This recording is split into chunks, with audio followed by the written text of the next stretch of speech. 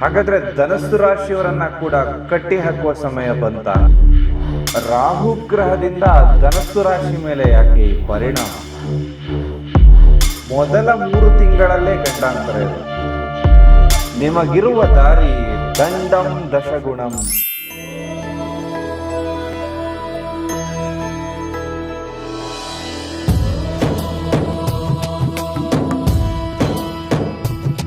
ಹಣಕಾಸು, ಮದುವೆ, ದಾಂಪತ್ಯ, ಪ್ರೀತಿ ಪ್ರೇಮ ಸಮಸ್ಯೆಗಳು, ಜೀವನದಲ್ಲಿ ನೆಮ್ಮದಿ ಇಲ್ಲದಿರುವುದು, ವ್ಯಾಪಾರ ಅಭಿವೃದ್ಧಿ, ಮನೆಯ ವಾಸ್ತು ಹಾಗೂ ಇನ್ನಿತರ ಸಮಸ್ಯೆಗಳಿಗೆ ಶಾಸ್ತ್ರೋಕ್ತ ಮತ್ತು ಶಾಶ್ವತ ಪರಿಹಾರವನ್ನ ತಿಳಿಸಿಕೊಡುತ್ತಾರೆ. ಗುರೂಜಿಯವರ ಅಪಾಯಿಂಟ್ಮೆಂಟ್ಗಾಗಿ ಕರೆ ಮಾಡಿ.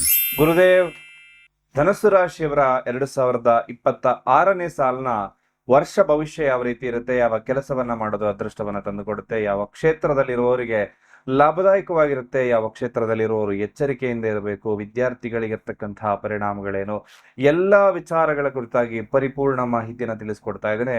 ಮೊದಲನೇ ಸಾರಿ ನಮ್ಮ ಚಾನಲ್ಗೆ ಬಂದಿದ್ರೆ ದಯವಿಟ್ಟು ಸಬ್ಸ್ಕ್ರೈಬ್ ಮಾಡಿಕೊಂಡು ವಿಡಿಯೋಗಳನ್ನ ನೋಡಿ. ಇದರಿಂದ ನಾವು ಮಾಡುವಂತಹ ವಿಡಿಯೋಗಳನ್ನ ಮೊದಲು ನೀವು ನೋಡಬಹುದು. ಹಾಗೆ ಪಕ್ಕದಲ್ಲಿ ಇರುವಂತಹ ಬೆಲ್ ಐಕಾನ್ ಕೂಡ ಕ್ಲಿಕ್ ಮಾಡ್ಕೊಳ್ಳಿ ಅಂತ ಹೇಳ್ತಾ, ಇದು ಧನಸ್ಸು ರಾಶಿಯವರ 2026ನೇ ಸಾಲಿನ ವರ್ಷ ಭವಿಷ್ಯ. ಒಂದು 10-12 ನಿಮಿಷಗಳ ಸಮಯ ಅವಕಾಶವನ್ನ ತೆಗೆದುಕೊಂಡು ಈ ವಿಡಿಯೋವನ್ನ ಸಂಪೂರ್ಣವಾಗಿ ನೋಡಿ. ಬಹುತೇಕ ಆಳವಾದ ಅಧ್ಯಯನವನ್ನ ಮಾಡಿ ಈ ವಿಡಿಯೋವನ್ನ ನಿಮ್ಮಲ್ಲಿವರೆಗೂ ತಗೊಬಂದಿದ್ದೇನೆ. ನಿಮ್ಮ 2026 ಸುಗಮವಾಗಿರೋದಕ್ಕೆ ಪರಿಹಾರಗಳ ಸಮೇತವಾಗಿ ತಿಳಿಸ್ಕೊಡ್ತೇನೆ. ಬಹಳ ವಿಶೇಷವಾಗಿರ್ತಕ್ಕಂತಹ ಅಪ್ಡೇಟ್ ಏನಪ್ಪಾ ಅಂತಂದ್ರೆ, ವಿಡಿಯೋವನ್ನ ನೋಡ್ತಾ ಇರುವಂತಹ ಪ್ರತಿಯೊಬ್ಬರಿಗೂ ಕೂಡ ವಿಶೇಷವಾದ ಯಂತ್ರ ನಿಮ್ಮ ರಾಶಿಯ ಅನುಗುಣವಾಗಿ ನೀಡ್ತಾ ಇದ್ದೇವೆ.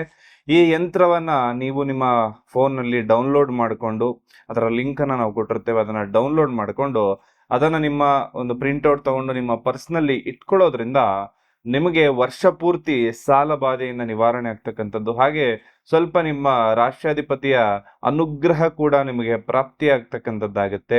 ಇದನ್ನ ಹೇಗೆ ಡೌನ್ಲೋಡ್ ಮಾಡ್ಕೋಬೇಕು ಅಂದ್ರೆ, ವಿಡಿಯೋದ ಕೊನೆಯಲ್ಲಿ ಒಂದು ಲಿಂಕ್ ಅನ್ನ ಸ್ಕ್ಯಾನರ್ ಅನ್ನ ಕೊಟ್ಟಿರ್ತೇನೆ, ಅದರ ಮುಖಾಂತರದಲ್ಲಿ ಇದನ್ನ ಡೌನ್ಲೋಡ್ ಮಾಡ್ಕೋಬಹುದು. ಅಥವಾ ಕಮೆಂಟ್ ಸೆಕ್ಷನ್ ಅಲ್ಲೂ ಕೂಡ ಇದರ ಲಿಂಕ್ ಅನ್ನ ಕೊಟ್ಟಿರ್ತೇನೆ. ವಾಟ್ಸ್ಆಪ್ ಮುಖಾಂತರ ಇದನ್ನ ನೀವು ಡೌನ್ಲೋಡ್ ಮಾಡ್ಕೋಬಹುದು. ಹಾಗೆ ನಮ್ಮ ವಾಟ್ಸ್ಆಪ್ ನಲ್ಲಿ ಇನ್ನು ಮುಂದೆ ನಿಮ್ಮ ರಾಶಿಯ ಅನುಗುಣವಾಗಿರತಕ್ಕಂತಹ ದಿನ ಭವಿಷ್ಯದ ಅಪ್ಡೇಟ್ ಗಳನ್ನ ಕೂಡ ನಿಮ್ಮ ಮೊಬೈಲ್ ನಲ್ಲಿ ನೀವು ಪಡ್ಕೊಳ್ಬಹುದು.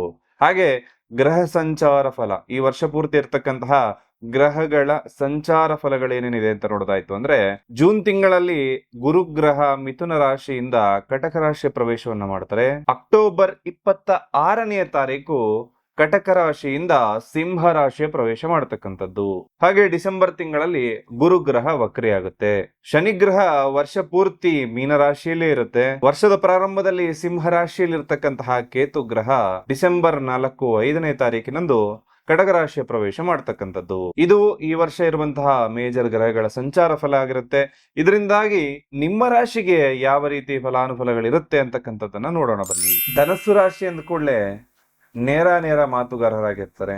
ಯಾವುದು ಕೂಡ ಮುಂದೆ ಒಂದು ಹಿಂದೆ ಒಂದು ಅಂತಲ್ಲ, ಸರಿ ಇದ್ರೆ ಸರಿ, ತಪ್ಪಂದ್ರೆ ತಪ್ಪು. ಅದನ್ನ ನೇರವಾಗಿ ಇವರಷ್ಟು ಚೆನ್ನಾಗಿ ಇವರಷ್ಟು ನೀಟಾಗಿ ಯಾರಿಂದಾದ್ರೂ ಹೇಳೋದಕ್ಕೆ ಸಾಧ್ಯನೇ ಇಲ್ಲ.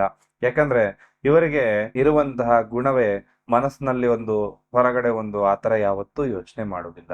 ಒಂದು ರಾಶಿಯ ಚಿಹ್ನೆಯಲ್ಲೇ ಸಂಪೂರ್ಣವಾದ ಪ್ರತಿಬಿಂಬ ಅಂತಕ್ಕಂಥದ್ದು ಕಾಣುತ್ತೆ. ಯಾಕಂದ್ರೆ ಇವರ ಬಿಲ್ಲು ಯಾವ ಕಡೆಗೆ ಮುಖವಾಗಿದೆ, ಯಾವ ಗುರಿಯ ಕಡೆ ಮುಖವಾಗಿದೆ ಅನ್ನೋದು ಬಹಳ ಮುಖ್ಯವಾಗಿರ್ತಕ್ಕಂಥದ್ದು. ಗುರಿಯನ್ನ ಪ್ರತಿಯೊಬ್ಬ ಧನುಸು ರಾಶಿಯವರು ಇಟ್ಟಿರ್ತಾರೆ.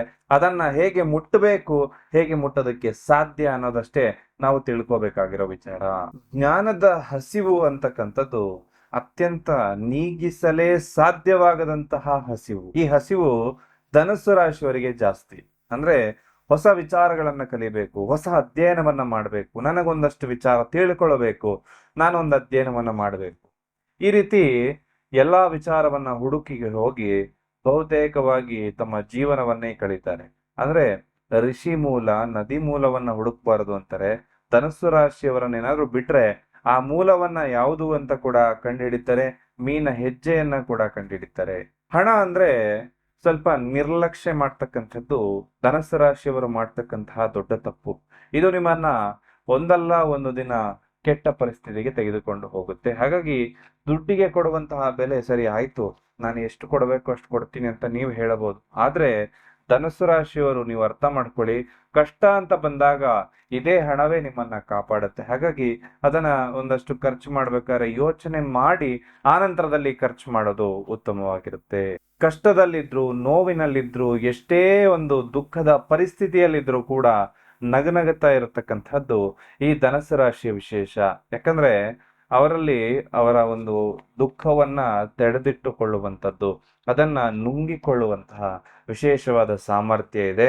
ಆದ್ರೆ ತನ್ನವರು ಅಂತ ಬಂದಾಗ ಅವರನ್ನ ಕಾಪಾಡಿಕೊಳ್ಳಿಕ್ಕೆ, ಅವರನ್ನ ಬಿಟ್ಟು ಕೊಡದೆ, ಅವರನ್ನ ವಿಶೇಷವಾಗಿ ನಮ್ಮವರು, ತಮ್ಮವರು, ಸ್ನೇಹಿತರು ಅಂತ ಹೇಳಿ ಯೋಚನೆ ಮಾಡುವಂತಹ ಗುಣ ಕೂಡ ಧನುಸ್ಸು ರಾಶಿಯಲ್ಲಿದೆ. ಇವರಿಗೆ ಮೂಲವಾಗಿ ಬೇಕಾಗುವಂಥದ್ದು ಸ್ವಾತಂತ್ರ್ಯ. ಅಂದ್ರೆ ಬಹುತೇಕ ಸ್ವಾತಂತ್ರ್ಯ ಹೋರಾಟಗಾರರು ಕೂಡ ಈ ಒಂದು ಧನುಸ್ಸು ರಾಶಿಯಲ್ಲೇ ಹುಟ್ಟಿರ್ತಕ್ಕಂಥವರೇ ಆಗಿರ್ತಾರೆ. ಯಾಕಂದ್ರೆ ಅವರನ್ನ ಕಟ್ಟಿ ಹಾಕೋದಾಗಿರ್ಬೋದು, ಅವರನ್ನ ಒಂದು ಕಡೆ ನೀನು ಇದನ್ನೇ ಮಾಡು, ಹೀಗೆ ಮಾಡು ಅಂತ ಹೇಳಿದ್ರೆ ಯಾವುದೇ ಕಾರಣಕ್ಕೂ ಅವರಲ್ಲಿ ಇರೋದಕ್ಕೆ ಸಾಧ್ಯ ಇಲ್ಲ. ಅವರ ಒಂದು ಪರಿಸ್ಥಿತಿ ಕೂಡ ವಿಶೇಷವಾಗಿ ಅದೇ ತರನೇ ಇರುತ್ತೆ. ಅವರು ಅವರ ಒಂದು ಸಾಮರ್ಥ್ಯವನ್ನ ಸ್ವಂತ ಕಾಲಿನ ಮೇಲೆ ಇಟ್ಟು ಒಂದು ಸಂಸ್ಥೆಯನ್ನ ಕಟ್ಟುವಂಥದ್ದಾಗಿರ್ಬೋದು, ಒಂದು ಕೆಲಸವನ್ನ ಮಾಡುವಂಥದ್ದಾಗಿರ್ಬೋದು. ಕೆಲಸದಲ್ಲಿ ಇತ್ತು ಅಂದ್ರೂ ಅವರು ಅವರ ಒಂದು ವರ್ಕ್ ಒಂದು ಸುತ್ತಮುತ್ತಲು ಎಲ್ಲವೂ ಕೂಡ ಸ್ವತಂತ್ರವಾಗಿ ಇಟ್ಟಿರ್ತಾರೆ. ಇನ್ನೊಬ್ಬ ಹೇಳಿದ್ದನ್ನ ಪೂರ್ತಿ ಕೇಳುವಂತಹ ಪೊಸಿಷನ್ ಅಲ್ಲೂ ಕೂಡ ಧನುಸ್ಸು ರಾಶಿಯವರು ಜಾಸ್ತಿ ಸಮಯ ಇರೋದಕ್ಕೆ ಸಾಧ್ಯ ಇಲ್ಲ. ಬೇರೆಯವರೇನಾದ್ರೂ ಸುಳ್ಳನ್ನ ಹೇಳಿದ್ರೆ ಇವರು ತುಂಬಾ ಬೇಗ ಅದನ್ನ ಕಂಡು ಹಿಡಿತಾರೆ. ತುಂಬಾ ನಾಟಕೀಯವಾಗಿ ಮಾತಾಡಿದ್ರೆ ಅದನ್ನ ಬೇಗ ಕಂಡು ಹಿಡಿತಾರೆ. ಹಾಗೂ ಇದನ್ನ ಯಾವುದೇ ಕಾರಣಕ್ಕೂ ಕೂಡ ಈ ಧನುಸ್ಸು ರಾಶಿಯವರು ಸಹಿಸಿಕೊಳ್ಳೋದೇ ಇಲ್ಲ.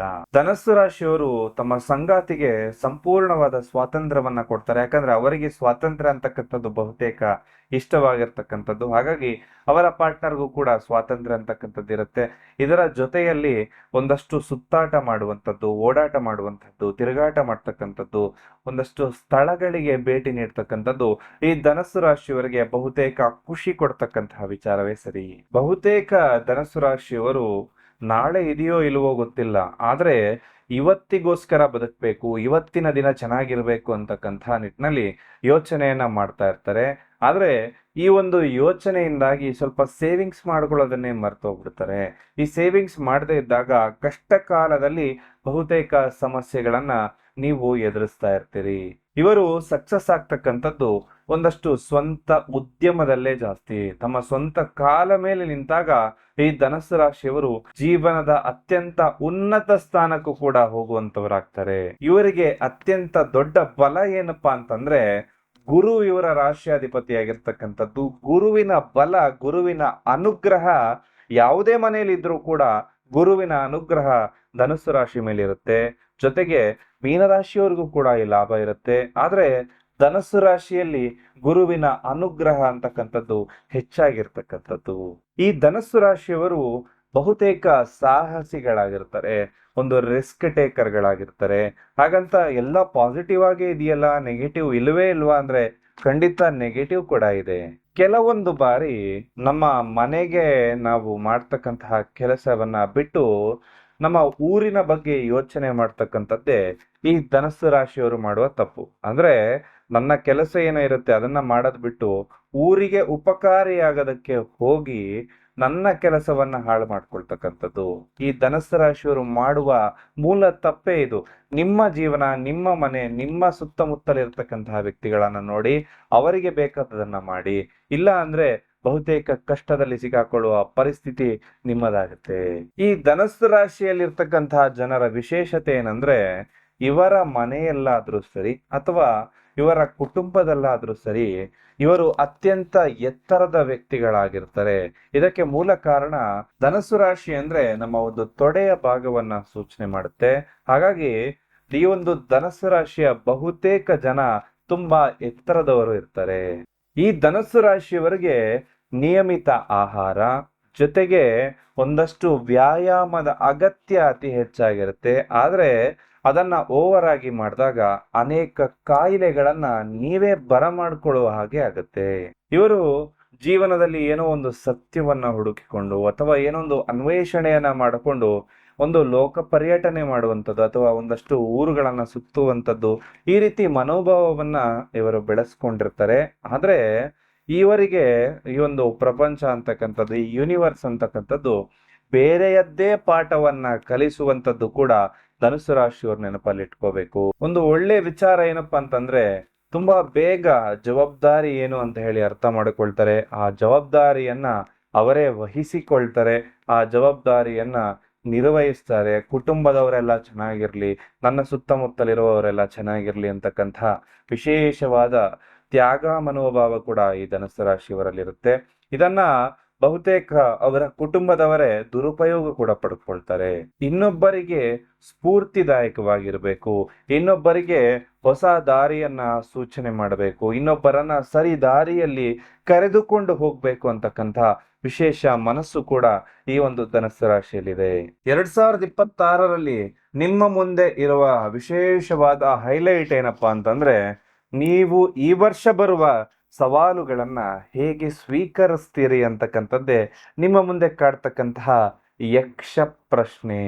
ಈ ವರ್ಷ ಪೂರ್ತಿ ನಿಮ್ಮ ಕೆಲಸದಲ್ಲಿ ಸ್ಥಿರತೆ ಅಂತಕ್ಕಂಥದ್ದಿರುತ್ತೆ. ಈ ಸ್ಥಿರತೆ ಅಂದ್ರೆ ಸ್ಟೆಬಿಲಿಟಿ ಅಂತಕ್ಕಂಥದ್ದು ನಿಮ್ಮ ಜಾಬ್ ಅಲ್ಲಿ, ನಿಮ್ಮ ಬಿಸ್ನೆಸ್ ಅಲ್ಲಿ ಇರುತ್ತೆ. ಆದ್ರೆ ಮುಂಬರುವ ದಿನಗಳಲ್ಲಿ ಅಂದ್ರೆ ವರ್ಷದ ಕೊನೆಯ ಹಂತದಲ್ಲಿ ಸ್ವಲ್ಪ ಸವಾಲುಗಳನ್ನ ನೀವು ಎದುರಿಸಬೇಕಾದಂತಹ ಸಮಯವೂ ಕೂಡ ಬರಬಹುದು. ವರ್ಷದ ಮೊದಲ ಅರ್ಧದಲ್ಲಿ ನಿಮ್ಮ ಗ್ರಾಫ್ ಅಂತಕ್ಕಂಥದ್ದು ಏರಿಕೆಯಾಗ್ತಾನೆ ಹೋಗುತ್ತೆ. ಆದ್ರೆ ಕೊನೆಯ ಹಂತದಲ್ಲಿ ಸ್ವಲ್ಪ ಸವಾಲುಗಳು ಬೇಕಾಗತ್ತೆ. ಆ ಸವಾಲುಗಳನ್ನ ಎದುರಿಸುವಂತಹ ಚೈತನ್ಯ ಖಂಡಿತವಾಗ್ಲೂ ನಿಮ್ಮಲ್ಲಿದೆ. ಆ ಬುದ್ಧಿಶಕ್ತಿಯೂ ಕೂಡ ನಿಮ್ಮಲ್ಲಿದೆ. ನಿಮಗೆ ಒಂದು ಅಕ್ಟೋಬರ್ ನವೆಂಬರ್ ತಿಂಗಳು 2026ರಲ್ಲಿ ಸ್ವಲ್ಪ ಸವಾಲುಗಳು ಬರುತ್ತೆ. ಅದನ್ನ ನೀವು ಸಮರ್ಥವಾಗಿ ಎದುರಿಸಬೇಕು. ಸ್ವಲ್ಪ ನಿಧಾನಗತಿಯ ಬೆಳವಣಿಗೆ ಕಂಡ್ರೂ ಕೂಡ ಇದರಲ್ಲಿ ನನಗೆ ಗೆಲುವಿದೆ ಅಂತಕ್ಕಂತಹ ಮನೋಸ್ಥೈರ್ಯ ನೀವು ಇಟ್ಕೊಂಡಾಗ ಅಭಿವೃದ್ಧಿ ನಿಮಗಾಗತ್ತೆ.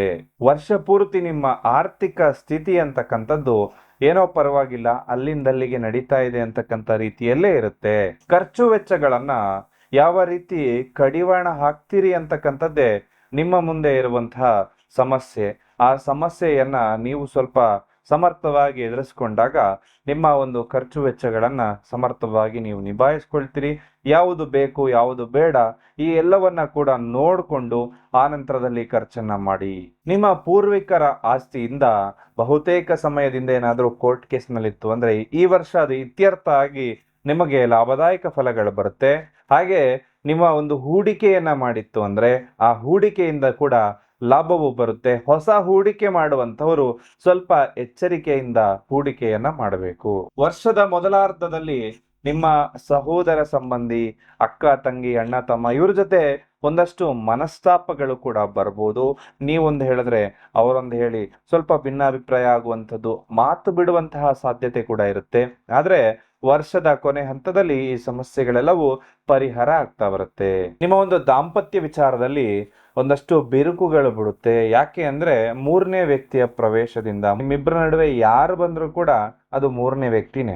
ಹಾಗಾಗಿ ನಿಮ್ಮಿಬ್ಬರ ಗಲಾಟೆಯಲ್ಲಿ ಮೂರನೇ ವ್ಯಕ್ತಿಯ ಪ್ರವೇಶ ಆಗೋದನ್ನ ನೀವು ತಡೆಗಟ್ಟಬೇಕಾಗತ್ತೆ. ಮದುವೆಯಾಗೋದಕ್ಕೆ ಯಾರಾದರೂ ಬಯಸಿದ್ರೆ ಈ ವರ್ಷ ಶುಭದಾಯಕ ಫಲಗಳಿರುತ್ತೆ. ಇನ್ನ ಅವಿವಾಹಿತರಿಗೆ ಸ್ವಲ್ಪ ಶುಭ ಸುದ್ದಿಗಳು ಕೂಡ ಈ ವರ್ಷ ಬರುತ್ತೆ. ಆರೋಗ್ಯ ಸ್ವಲ್ಪ ಸಾಮಾನ್ಯವೇ ಆಗಿರುತ್ತೆ.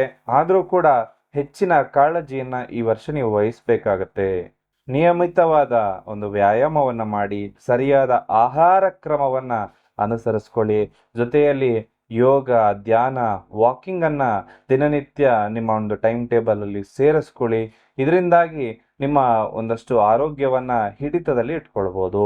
ಸ್ಪರ್ಧಾತ್ಮಕ ಪರೀಕ್ಷೆಯನ್ನ ಬರೆಯುವಂತವರು, ಕಾಂಪಿಟೇಟಿವ್ ಎಕ್ಸಾಮ್ ಬರೆಯುವಂತವ್ರಿಗೆ ಈ ವರ್ಷ ಶುಭದಾಯಕ ವರ್ಷವಾಗಿರುತ್ತೆ. ಹಾಗೆ ಲಾಭದಾಯಕ ಫಲಗಳು ಕೂಡ ಪ್ರಾಪ್ತಿಯಾಗತ್ತೆ. ಶಿಕ್ಷಣಕ್ಕೋಸ್ಕರ ವಿದೇಶಕ್ಕೆ ಹೋಗಲು ಬಯಸುವವರಿಗೆ ಅನುಕೂಲವಾಗುತ್ತೆ. 10ನೇ ಕ್ಲಾಸು ಅಥವಾ PUC ಓದ್ತಾ ಇರುವಂತಹ ವಿದ್ಯಾರ್ಥಿಗಳಿಗೆ ಸ್ವಲ್ಪ ಎಚ್ಚರಿಕೆಯಿಂದ ಇರಬೇಕು. ಈ ವರ್ಷ ನಿಮ್ಮ ಒಂದು ಆಲಸ್ಯತನ, ನಿಮ್ಮ ಒಂದು ಹುಡುಗಾಟಿಕೆಯಿಂದ ಸಮಸ್ಯೆಯನ್ನ ನೀವು ಎದುರಿಸ್ತೀರಿ. ಇನ್ನು ಧನುಸ್ಸು ರಾಶಿಯವರು ಮಾಡಬೇಕಾಗಿರುವ ಪರಿಹಾರಗಳೇನು ಅಂತ ನೋಡೋದಾಯ್ತು ಅಂದ್ರೆ, 2024 ಅಥವಾ 25ರಲ್ಲಿ ನಾವೇನೇನೋ ಯೋಜನೆಯನ್ನ ಮಾಡ್ಕೊಂಡಿರ್ತೀವಿ, ಕೆಲಸ ಮಾಡಬೇಕು, ಆ ಕೆಲಸ ಮಾಡಬೇಕು ಅಂತ. ಆ ಕೆಲಸ ಕೊನೆ ಹಂತದವರೆಗೂ ಬಂದು ಹಾಳಾಗೋದಕ್ಕೆ ಮೂಲ ಕಾರಣ ಏನು ಅಂತ ಯಾವತ್ತಾದ್ರೂ ಯೋಚನೆ ಮಾಡಿದಿರಾ? 2 ಕಾರಣ ಇದೆ ಮೂಲವಾಗಿರ್ತಕ್ಕಂಥದ್ದು ನಮ್ಮ ಕೆಲಸ ಕಾರ್ಯಗಳು ಹಾಳಾಗ್ಲಿಕ್ಕೆ. ಮೊದಲನೆಯದ್ದು ಜರಗಳ ನರದೃಷ್ಟಿ ದೋಷ, ಇನ್ನೊಂದು ದೈವ ಬಲ ಇಲ್ಲದೆ ಇರತಕ್ಕಂಥದ್ದು. ನಿಮ್ಮ ಶತ್ರುಗಳಾಗಿರ್ಬೋದು ಅಥವಾ ನಿಮ್ಮ ಹಿತೈಷಿಗಳು ಅಥವಾ ನಿಮ್ಮ ಕುಟುಂಬದವರು, ನಿಮ್ಗೆ ಒಳ್ಳೇದು ಬಯಸುವವರು ಅಂತ ಹೇಳಿ ನಿಮ್ಮ ಅಕ್ಕಪಕ್ಕ ಯಾರು ಓಡಾಡ್ತಾ ಇರ್ತಾರಲ್ಲ, ಇಂಥ ವ್ಯಕ್ತಿಗಳಿಂದನೇ ಬಹುತೇಕ ತೊಂದರೆಗಳನ್ನ ನೀವು ಎದುರಿಸ್ಬೇಕಾಗತ್ತೆ. ಯಾಕಂದ್ರೆ ಒಂದು ಕೆಲಸ ಆಗೋದಕ್ಕಿಂತ ಮುಂಚೆ ನಾವು ಹಲವಾರು ವಿಚಾರಗಳನ್ನ ಅವ್ರ ಜೊತೆ ಹಂಚ್ಕೊಂಡಿರ್ತೇವೆ. ಅವರು ಒಂದು ಒಳ್ಳೇದಾಗ್ಲಿ ಅಂತನೋ ಕೆಟ್ಟದಾಗ್ಲಿ ಅಂತನೋ ಒಂದು ದೃಷ್ಟಿ ಅಂತಕ್ಕಂಥದ್ದು ನಮ್ಮ ಮೇಲೆ ಇಟ್ಟಿರ್ತಾರೆ. ಅದರಿಂದಾಗಿ ಅರ್ಧ ಕೆಲಸಗಳು ಹಾಳಾಗುತ್ತೆ. ಇದಕ್ ಪರಿಹಾರ ಏನ್ ಮಾಡಬೇಕು ಅಂತಾನು ಹೇಳ್ತೇನೆ. ಜೊತೆಯಲ್ಲಿ ದೈವ ಬಲ ಇಲ್ಲದೆ ಇರ್ತಕ್ಕಂಥದ್ದು. ನಾವು ಏನ್ ಅನ್ಕೊಳ್ತೇವೆ, ನಮ್ಮ ಮನೆಯಲ್ಲಿ ಬಹಳ ವಿಶೇಷವಾದ ಪೂಜೆಯನ್ನ ನಾವು ಮಾಡ್ತೇವೆ, ವಾರವನ್ನ ಮಾಡ್ತೇವೆ, ವರ್ಷಕ್ಕೊಮ್ಮೆ ಮನೆ ದೇವ್ರಿಗೂ ಹೋಗಿ ಬರ್ತಾ ಇದ್ದೇವೆ, ನಮಗ್ ದೈವ ಬಲ ಎಲ್ಲ ಚೆನ್ನಾಗಿದೆ ಅಂತ ಹೇಳಿ. ಆದ್ರೆ ನಮ್ಮ ಜಾತಕ ಬಲಿಷ್ಠವಾಗಿದ್ದಾಗ ಏನು ತೊಂದರೆ ಬರುದಿಲ್ಲ. ಆದ್ರೆ ಜಾತಕವು ಬಲಿಷ್ಠವಿಲ್ಲದಿದ್ದಾಗ, ದೈವ ಅನುಗ್ರಹವು ಇಲ್ಲದಿದ್ದಾಗ ಕೆಲಸ ಕಾರ್ಯಗಳು ಹಾಳಾಗುತ್ತೆ. ಅದಕ್ಕೋಸ್ಕರ ಧನ ಆಕರ್ಷಣೆ ಆಗ್ಬೇಕು. ಇದೆಲ್ಲವೂ ನಿಮಗೆ ಆಕರ್ಷಣೆ ಆಗೋದಕ್ಕೆ ವಿಶೇಷವಾಗಿರ್ತಕ್ಕಂತಹ ಮಣಿಗಳನ್ನ ನೀವು ಧರಿಸ್ಕೋಬೇಕಾಗತ್ತೆ.